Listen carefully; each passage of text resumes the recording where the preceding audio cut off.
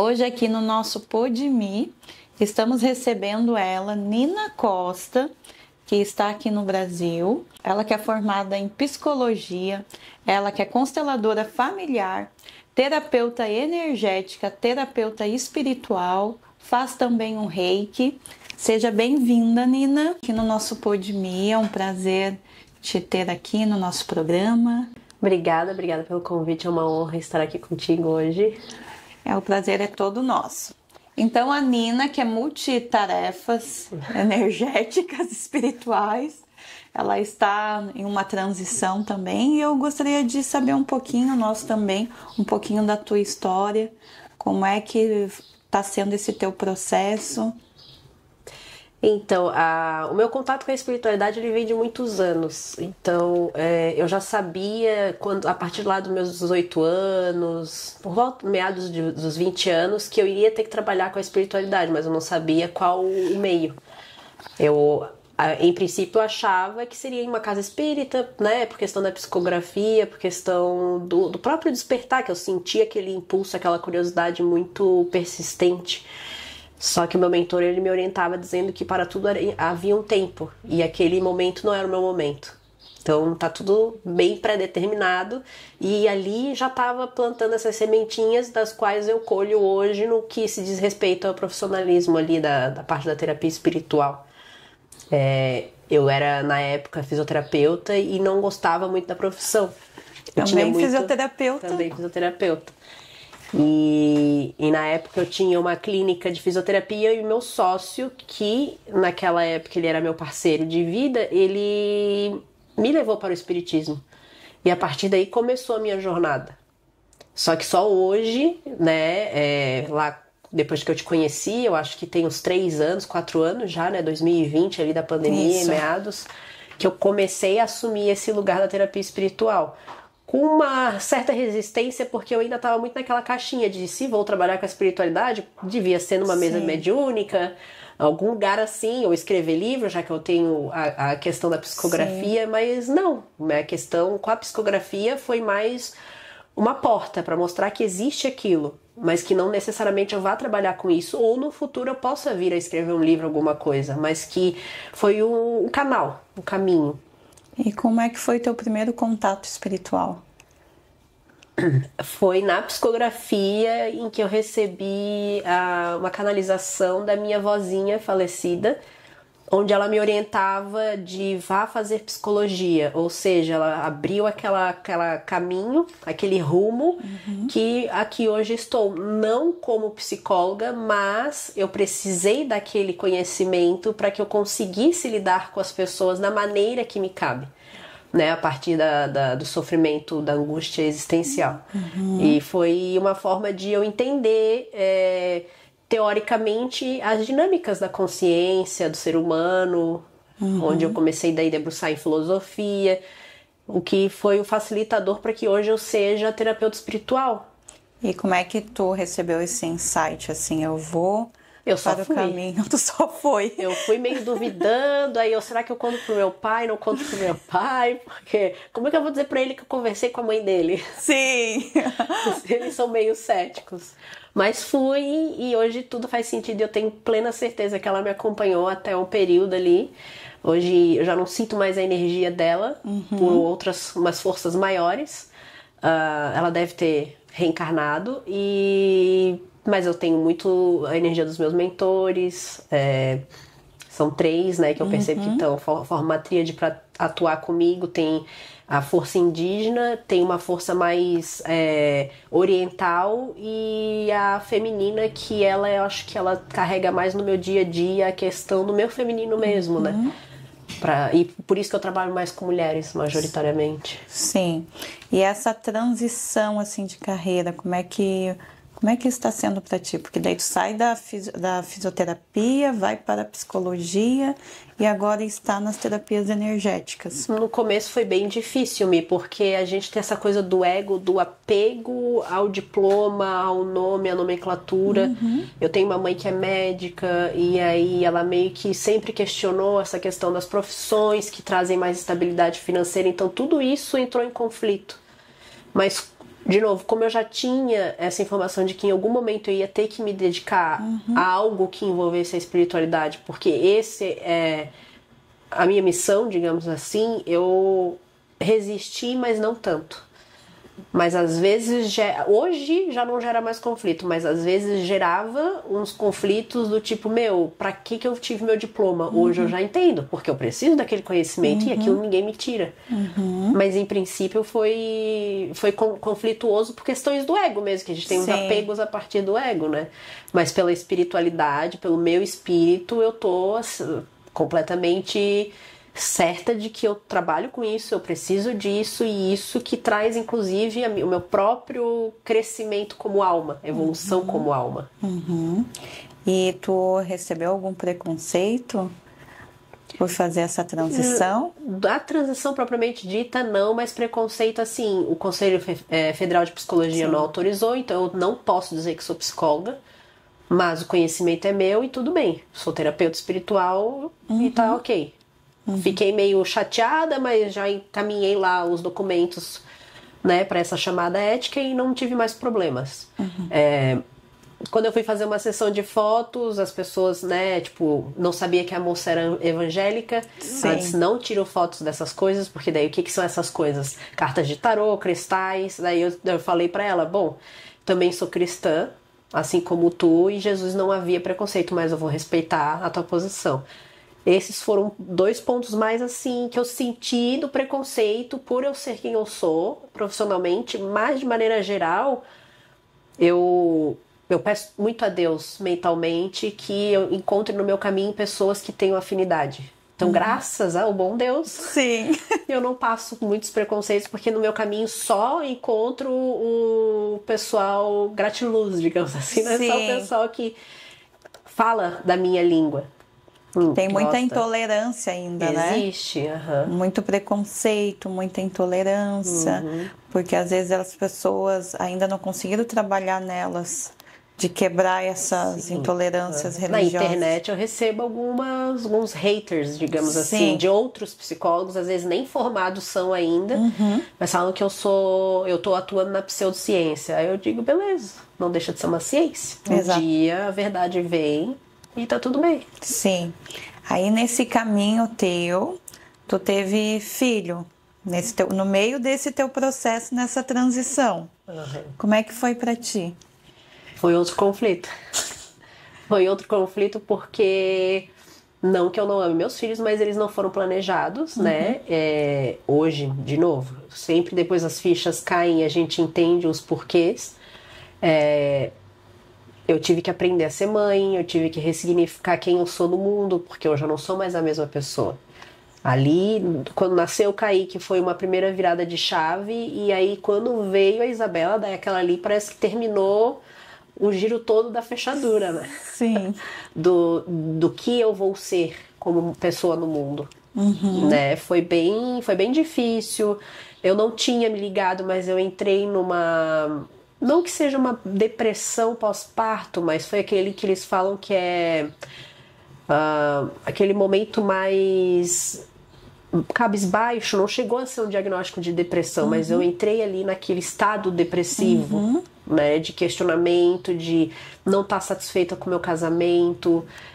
Muitos conflitos vieram à tona e que eu depois percebi a partir de estudos da constelação familiar que aquilo ali era tudo necessário para também honrar os ancestrais, né? E até hoje é conflituoso, porque eu quero trabalhar, quero render, quero me dedicar, mas eu tenho a pequena que tem 18 meses. Ela com 1 ano e meio, ela demanda atenção, e morando no exterior é difícil, é um gasto a ter que pagar. Aqui no Brasil também, né? Pagar babá ou pagar uma creche, porque lá não tem creche pública, lá é só particular. Então, aí eu fico naquela, vou pagar para trabalhar, me dedico a ela, aí é uma briga de novo, é o meu ego, onde eu não quero maternar e quero cuidar da carreira, mas ao mesmo tempo, meu Deus, ela vai crescer e eu preciso ser mãe. Então de vez em quando ainda quebro a cabeça quanto a isso, mas tudo tem um tempo. Assim como tudo se encaixou, aí isso também em algum momento eu vou entender o sentido. E como é que tu foi encontrando a tua força para que tu conseguisse assim olhar para a maternidade, ter esse olhar e olhar para a carreira? Muita terapia, com você, inclusive.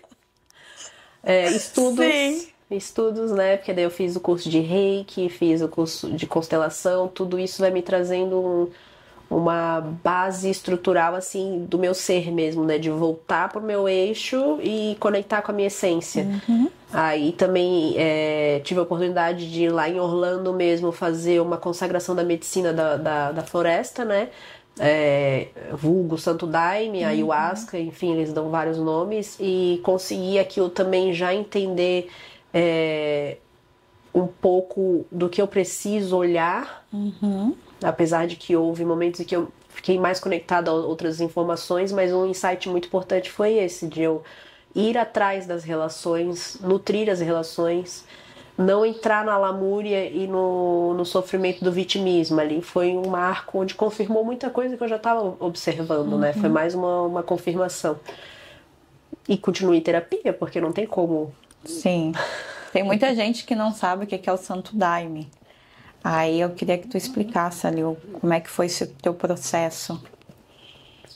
A gente, lá em Orlando, a gente teve que fazer reuniões para entender como funciona a medicina, da onde ela provém, né? E tivemos uma semana de jejum para dar uma purificada energeticamente, para que a gente não canalize espíritos zombeteiros ou qualquer coisa que queira te prejudicar, entre aspas, né? Porque a gente pode fazer de uma forma mais impulsiva, sem muito conhecimento, e aí ir para aquele lado onde as pessoas comumente relatam, né, que aí vi duendes, e vi isso, vi aquilo, fiquei pilhado, nunca mais sou a mesma pessoa, e por uma angústia, ou daí tu canaliza com a espiritualidade, mas isso é qualquer meio que tu vá usar que altere o teu nível de consciência, tu tem que saber o porquê e ter intuição de entrar em contato com a espiritualidade do bem, né? E eu tive todo um preparo. Essa medicina é aquela indígena, né, do cipó. Sim. E ela faz alteração em nível consciencial, mas ela não é alucinógena. Então eu fui lá com a intenção aberta. O que eu tenho que ver? Que eu veja, porque eu quero melhorar como ser humano. Eu ainda tenho umas crises com meu filho mais velho, né? Ele tem 5 aninhos ali, tem um impasse ainda espiritual que eu venho trabalhando, aceitando, mas é uma relação bem desafiadora. E eu percebo que também ele tem uma questão, alguma coisa minha com meu pai e ele. Sim. Porque ele rejeita o meu pai. Aí eu queria entender, porque minha falta de paciência, irritabilidade, quanto a esse maternar, o que mais que eu posso fazer, mas que estava aberta à espiritualidade me mostrar o que fosse necessário. Aí eu me entreguei. Que tem muita gente que pensa que é alucinógeno, né? Muita gente que ainda tem esse preconceito do Santo Daime. Só que tem toda uma preparação, tem todo... E também a do Santo Daime também não é para todo mundo, né? Não. Assim como as terapias, a própria psicologia não é para todo mundo. Tem gente que não se adequa. E depois que tu viu ali no Santo Daime, daí foi virando ali as tuas chavezinhas que deu mais uma força dentro do teu processo. Sim, as chavezinhas continuam virando, né? Eu fiz em novembro, dia 8, imagina, a gente tá quase em maio, agora que realmente tá caindo as fichas do que eu vivenciei naquele momento. E tem algumas pessoas tem uma pessoa que pediu quem é que estaria aqui no podcast, e algumas pessoas te acompanham ali nas tuas redes sociais, né? E muitas mulheres te admiram bastante pela força que tu tem para enfrentar toda essa transição de carreira, toda essa questão assim dos teus filhos, dessa questão da maternidade, minha paciente falou assim, nossa, a Nina ela é muito corajosa para expor aquilo que ninguém fala, que ninguém te conta. Como é que é para ti ser influenciadora também dessas mulheres? No começo, eu mesmo botei empecilhos. Eu fui preconceituosa comigo mesmo. Não, tu não pode falar isso, porque aí eu tava apegada ainda à nomenclatura psicóloga. Uma psicóloga não pode falar isso. Uma psicóloga tem que ser perfeita, tem que ser isso, tem que ser aquilo. Fui desconstruindo isso, primeiramente. né? E daí eu cheguei num nível em que eu falava teoricamente sobre as coisas e eu não via tanto engajamento. Eu acho que as pessoas, elas estão com sede de ver a verdade. Sim. E de uma forma mais humana. Daí eu peguei e aproveitei que eu tava literalmente cansada. Tanto é que agora eu tenho esse meu quadro que eu falo cansei. Sim. E tô falando várias verdades que vai gerar muita treta ainda no mundo online, mas eu tô pronta porque realmente eu tô cansada de ver essas pessoas passando informações em nível científico, mas que aprisionam o sujeito no mundo ao invés de trazer autonomia, que o próprio Jesus fala. A espiritualidade sempre deixa isso muito claro sobre o livre-arbítrio. A gente não consegue nem exercer o livre-arbítrio por causa dessas caixinhas que a gente tem que estar sendo colocadas, né? Que a medicina coloca, que a sociedade, o governo coloca. E eu já me vi nesse lugar. E aí eu tô aproveitando essa energia da Nina adolescente, que foi muito rebelde. Agora eu vou falar essa verdade, doa quem doer, mas obviamente vou tentar usar um tom de respeito, porque a espiritualidade, ela vem muito desse lugar de respeito ao próximo, porque eu sei que tem gente que não tá pronto pra isso e tudo bem. Tudo bem. A minha coragem vem também das ancestrais, porque tem muitas guerreiras na minha ancestralidade. Então eu pego a força delas e vou. Porque se eu for olhar pra minha mãe, olhar pra minhas tias, elas são tudo mais medrosinhas. Elas têm força, mas elas se embotam, elas se escondem. Não, melhor não, vamos evitar o conflito. Eu não, já vou pra guerra. Eu já tô pronto pra guerra. Sim, ela pega os índios dela e ela vai. Arco e flecha e vou. Sim, e lá nos Estados Unidos, né? Como é que é essa questão espiritual lá? A Flórida, ela é muito latina, então é de um povo muito latino, tem uma força indígena muito forte. Fui descobrir isso ano passado por causa dos furacões, fui entendendo o porquê dos furacões, que são cobranças dos índios, inclusive, né? Então não é à toa que eu comecei na Califórnia e parei na Flórida, por causa dessa energia que me puxa, que é da força indígena. Então, por ter muito latino, o povo latino, ele é mais espiritualizado, né? Ele consegue ser mais aberto a isso. E eu vejo os americanos tendo interesse, né, de espiritualizar-se, porque eles são muito... não que sejam céticos, porque eles têm bastante do judeu, bastante do protestante lá, mas o americano, a sociedade americana está muito adoecida por estar muito nessa roda do capitalismo. Não que o capitalismo seja algo negativo, mas quando tu te prende ao material, que é a proposta de quem é muito capitalista, isso se torna um prejuízo, onde a gente vê jovens usando drogas, e drogas que são bem mais pesadas que aqui. Crianças com armas e indo em massacres em escolas. Por que isso acontece? Idosos abandonados pela própria família, porque começo a minha adolescência já tendo que me virar. A mãe, os pais têm a cultura de vai pro college, vai pra universidade e te vira, se banque. Então depois, como que esse filho vai querer olhar pra essa mãe idosa? Tipo, você me largou no mundo, agora eu tô no mundo, te vire. Né? Então, a gente vê que o americano nativo tem uma dificuldade, mas estão mais dispostos hoje em dia. Eu sinto que tá tendo um shift energético, mas isso é em nível mundial. Mundial, né? Tem até algumas... segundo Chico Xavier, ele nos trouxe que ainda os Estados Unidos está ainda trabalhando, quando ele fez a passagem aqui, Chico, que ali é muito ainda o chakra mental. Exato. E a gente mais aqui no Brasil o chakra cardíaco ali das emoções, porque tu também está sendo muito corajosa levar para eles essa questão das terapias energéticas. Tu percebe uma resistência ainda?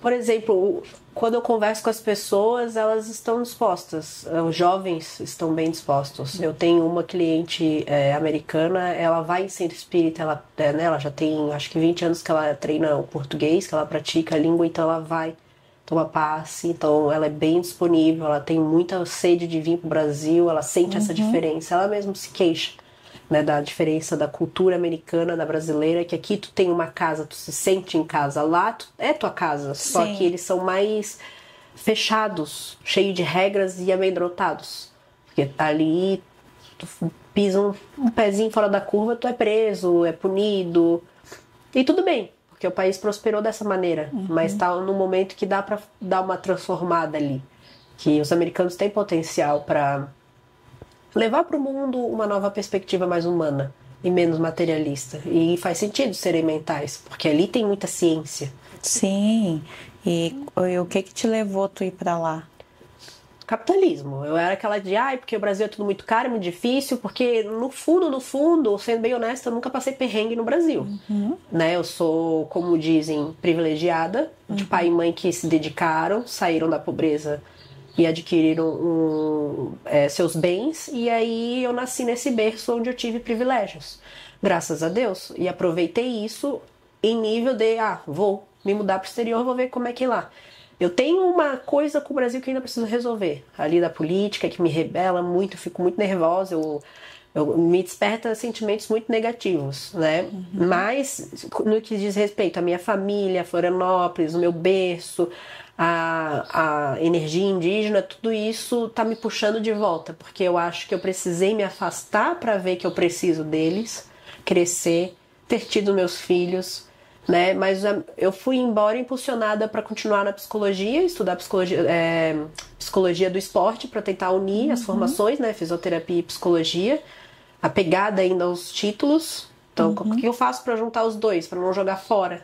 Sim. Daí eu fui para fazer o mestrado em San Diego, que é um berço de esporte, né? Lá nasceu triatlon, surf, skate. O surf nasceu no Havaí, mas ele é muito forte na Califórnia também. Então ali é mais perto, né? O Havaí da Califórnia, então ali ficou um berço do surf também. E aí eu fui por isso. E aí depois que eu tive o Kaique, tava com o pai dele, daí entrei em contato contigo, começamos a jornada terapêutica. Sim. Daí eu fui vendo que, talvez eu precise reescrever ali algumas coisas, não que reescrever, mas ressignificar e partir para uma nova jornada. E hoje eu percebo que eu voltei a minha energia mais pro espiritual de novo. Então, tô tendo vontade de vir embora pro Brasil, por exemplo. Uma agora outra transição. Exatamente, agora eu tô nessa sondagem, porque antes eu tava conectada à energia mais mental, completamente mental, e agora eu consegui descer pro cardíaco, que é o que eu preciso, para não ter tanta irritabilidade, tanta falta de paciência, porque eu tô muito na lógica, como a boa virginiana também, né? Sim. E nisso tudo, como é que tu recebeu assim uns insights assim para agora, depois de inúmeras terapias, agora eu vou para a constelação familiar? O que tu descobriu na constelação? Eu vi padrões nos meus atendimentos além do meu próprio, né? Muita coisa que eu via, tem alguma coisa na tua ancestralidade, padrão com teu pai, com a tua mãe. E aí começou a despertar, vamos ver constelação. Tu falavas com muita frequência, né? Porque tu começou também aí a abrir as turmas. Aí eu, por que não? Eu sou assim, por que não? Então vou, me jogo, eu vou indo. Sim. Se eu vá utilizar ou não, o conhecimento é meu. Então eu me jogo. E depois foi fazendo muito sentido para muitas coisas minhas em particular, e às vezes eu nem aplico a constelação propriamente dita, mas a teoria e exercícios sistêmicos nos meus atendimentos quase que frequente, né? Principalmente com as pessoas da minha faixa etária, que somos filhos de pais que não puderam fazer terapia, netos dos avós que também nem que é terapia, nem existia. Sim. Não. E aí, como que eu faço eles entenderem que não dá para culpabilizá-los? E também não podemos ficar no lugar de vítima. Como é que a gente pode transformar a nossa vida entendendo isso? Daí eu trago exercícios sistêmicos, às vezes eu proponho a constelação propriamente dita, mas vejo que tem feito bastante diferença. Porque a gente hoje, no mundo de bastante informações, a gente vai se perguntando como é que era naquela época, né? Era o engolir dessas mulheres, desses homens também, não tinha ali o conhecimento. Então hoje também a gente está fazendo um caminho inverso, todos nós. Então a constelação ela vai mostrando outros caminhos que ainda está vindo, ainda eu acho que é pouca divulgação ainda, que as pessoas não sabem muito bem o que é a constelação, mas a gente está indo para um processo onde ela está vindo cada vez mais forte através do conhecimento. Porque muita gente ia lá excluir a questão dos ancestrais, né? E hoje a gente está vendo a força da ancestralidade dentro do nosso sistema familiar. Até mesmo de conhecer quem foi os avós, bisavós, que muita gente não deixava para lá, porque o costume de desencarne aqui no Brasil é diferente lá dos Estados Unidos, né? Como é que é o processo do desencarne lá? Moro em casa, normalmente, né? E aí ali eles fazem às vezes chá da tarde, os familiares conversam, meio que uma festa, se o falecido, né, a pessoa gostava, tinha costumes de certa alimentação, bebidas, daí eles fazem isso em nome daquela pessoa. Não é tipo num cemitério fechado. Devem haver famílias que façam isso, mas o que eu vejo mais comum é dentro de casa, né, onde a pessoa morava. Fazem uma recepção lá e aí depois vão ao cemitério. Não, é parecido com o nosso, mas eles trazem mais os costumes da pessoa, como no México também, que eles festejam. Muito. Não é pra ficar tanto naquela coisa de velando, chorando, mas vamos tentar trazer a energia. Se a pessoa era feliz, gostava de festa, vamos fazer uma festa. Ela gostava de tomar um champanhe, vamos oferecer um champanhe, vamos lembrar da pessoa, das coisas boas que ela fazia. Mas acontece, lógico, né, de às vezes começar ali uma intriga na família. Sim. Bom, aquilo tudo que é constelação, né? Sim, que eu acho lá os velórios lá nos Estados Unidos muito sistêmico de honrar a pessoa que tá ali. Que hoje no Brasil ela tá um pouquinho, tá bem diferente, os velórios já não são mais em casa, é tudo muito rápido, né? Então a pessoa desencarna.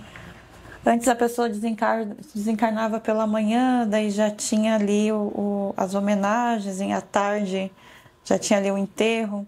Agora já está mudando também, que são 2, 3 horas ali para se despedir. 3 horas, que a minha tia veio a falecer, infelizmente, agora na segunda-feira.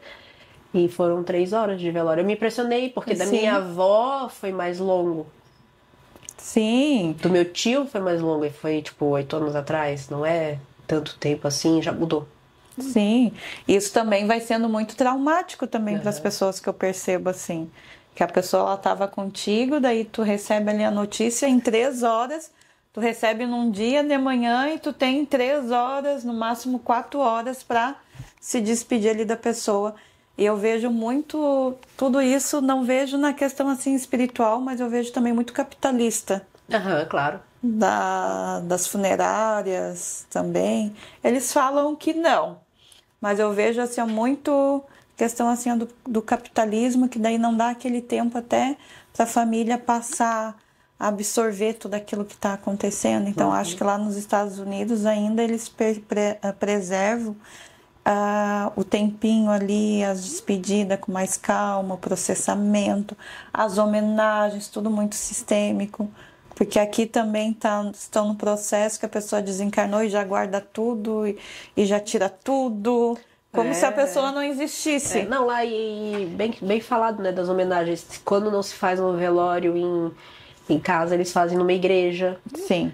Aí tem um altar lá que as pessoas vão para falar sobre a pessoa, dar uma palavra, né, fazer literalmente uma homenagem, depois faz uma missa. É lindo. Tu vê, lá é capitalista, mas quanto a isso, eles preservam esse momento para honrar realmente o morto, né? A pessoa que partiu. Porque lá eles honram e eles têm essa coisa do cuidado. Né? Então eles cuidam ali de todo o processo em respeito assim, o familiar. Eles olham muito para os ancestrais, que é uma coisa que aqui ainda a gente está aprendendo a olhar para essa ancestralidade. Então a constelação ela nos traz também esse olhar dentro do nosso sistema, né? Em todos esses processos que a gente vai passando. E nos teus atendimentos, são quanto tempo assim de atendimento? Como é que são teus atendimentos? Os meus atendimentos, eles são em torno de 1 hora, né? Como eu moro fora, eu faço só na versão online, atendimento online. E aí, se preciso de um reforço, às vezes até um baralho de tarôs, uma consulta. Ela também faz tarô, gente. Ela faz até registro acástico. Só que como eu não faço sessão Sim. avulsa daquilo, eu não faço tanto divulgação. Porque isso tudo acontece naturalmente como Sim. uma mediunidade minha em atendimento. Né? Então eu acesso a emoção da pessoa, o campo da pessoa, isso é um registro akáshico. Eu não preciso Sim. me dedicar exclusivamente àquilo Não. numa sessão separada. Isso tá ali no pacote. Eu vejo, vamos tirar uma cartinha então pra ver o que tá acontecendo, porque eu gosto do tarô terapêutico. Sim. Não aquilo que eu faço uma leitura, jogo no teu colo e aí as pessoas ficam à mercê do destino, às vezes nem entendendo e às vezes até menosprezando o baralho porque Sim. não entendeu. Eu faço questão de que ela entenda por que aquela carta saiu e o que ela precisa fazer. Porque o tarô, ele não é uma coisa de predestino, né? Isso aqui e vai acontecer. Não, se tu mudar a mentalidade, já não vai mais acontecer aquilo. É um jogo de probabilidade, né? Isso. Se tu continua na mesma vibração energética, isso aqui vai acontecer. Tu queres isso? Não quer? Então o que a gente pode fazer pra mudar? Então eu vou mais nessa terapia a partir do tarô. Isso, o tarô terapêutico, gente, ele é totalmente diferente. Que não é só tu pegar ali a carta e que ninguém entende nada. Ele é toda uma egrégora, ele tem toda uma força canina lá atrás. Então, tu vai vendo também as necessidades ali de trazer qual a área ali que tu vai trabalhar junto com tudo isso que tu faz. Então, é um processo de cura ali o tarot terapêutico junto às constelações. Isso daí, as pessoas veem de fora como clientes se fosse uma sessão de psicologia. Só que eu trago esses acessórios, digamos assim, né? Essas técnicas que vão além da psicologia. Porque eu percebo que a psicologia ela não tá dando conta de curar ninguém, assim como a medicina. E aí eu fiquei assim, cansada. Temos anos de ciência e essa ciência não cura nada.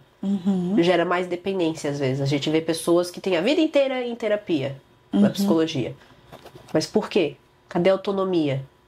Sim, e agora a ciência começou agora a olhar para a questão da espiritualidade, que foi um avanço depois de quantos e quantos anos, né? Agora que estão olhando até de um conselho para tudo isso, que também é um avanço. Com certeza.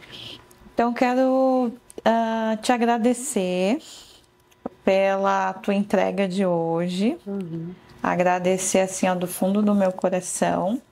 Tu é uma terapeuta completa, que tu entrega muito nos teus atendimentos, onde as pessoas elas vão lá ao falar contigo, elas saem ali transformadas. E sucesso, que toda essa transição agora do Brasil, porque ela tá ali recebendo os insights dela para ela vir para o Brasil, que venha a ser de muito sucesso, de muito amparo. Muito, muito obrigada. Eu tenho certeza que esse pod, essa entrevista, ele vai auxiliar outras mulheres que estão passando pela transição de carreira, de psicólogas que estão passando agora por essa questão assim de ser terapeuta espiritual, energética, que ainda enfrentam inúmeros preconceitos. Então, tu é uma inspiração para essas pessoas. Eu gostaria que tu deixasse aí a tua página para as pessoas te procurarem. O meu Instagram é o @psiconinacosta. Aí tem o TikTok também, é o mesmo. E tem a página, se quiserem um pouco mais de detalhes sobre meus atendimentos, que é www.psiconinacosta.com.br. Fico à disposição se alguém quiser, né, entender um pouco mais da onde eu tirei essa força, mas eu acho que o segredo é não questione-se muito, apenas vá. Tá com medo? Vai com medo. Depois o medo ele dissolve. Mas se a gente se prender às energias mais baixas, às vibrações da emoção mais negativa, a gente se escraviza. Então, tá com medo? Vai com medo. Ai, mas eu não tô com vontade. Vai sem vontade, na força da disciplina. Mas façam a transformação, que se você tá tendo vontade é porque tá sendo chamado. Obrigada, Nina. Gratidão. Eu que agradeço. Se não fosse você, querida, eu estaria aqui. Gratidão.